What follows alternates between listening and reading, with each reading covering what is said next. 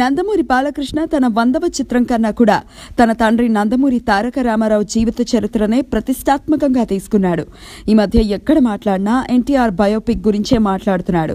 ఇంత ప్రతిష్టాత్మక చిత్రాన్ని ఎవరైనా అనుభవం ఉన్నా లేదా అందరికీ మెచ్చేలా తీసే దర్శకుడి చేతిలో పెడతాడు అని అనుకున్న అభిమానులకి రామ్ గోపాల్ వర్మ నిన్న విడుదల చేసిన ప్రకటన ఒకంత అసహనానికి గురి చేసింది. అంత ప్రెస్టీజియస్ ప్రాజెక్ట్ ని వర్మ లాంటి వివాదాస్పద దర్శకుడి చేతిలో పెట్టారేంటి అని అభిమానులు అభ్యంతరం వ్యక్తపరుస్తున్నారు. ఇదిలా ఉంటే కొందరి సందేహం ఏంటి అంటే, ఇంతకీ బాలకృష్ణ ఆర్జీవిని నిజంగానే ఓకే చేశాడా లేక అతడే అడ్వాన్స్ అయి ప్రకటన ఇచ్చేసుకుంటున్నాడా అని. ఎందుకంటే బాలకృష్ణ ఇప్పటి వరకు వర్మ విషయంలో నోరు మెదిపింది లేదు. అసలు బాలకృష్ణ సైలెంట్ గా ఉండటానికి కారణం ఏంటి? అతడికి వేరే ఇంకేదైనా ఆలోచన ఉందా లేక ప్రెస్ మీట్ ద్వారా తన అభిప్రాయం వ్యక్తపరుస్తారా?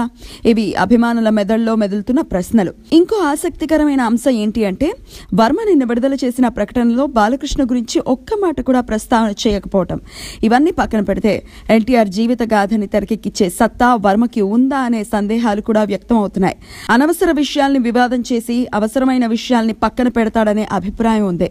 అయినా తెలుగులో వర్మ కాకుండా ఇంకే దర్శకుడు ఎన్టీఆర్ బయోపిక్ చేయడానికి ముందుకు రావటం లేదా అని నందమూరి అభిమానులు వాపోతున్నారు. చూద్దాం బాలకృష్ణ మనసులో ఏముందో, అది ఎప్పుడు బయట పెడతాడో.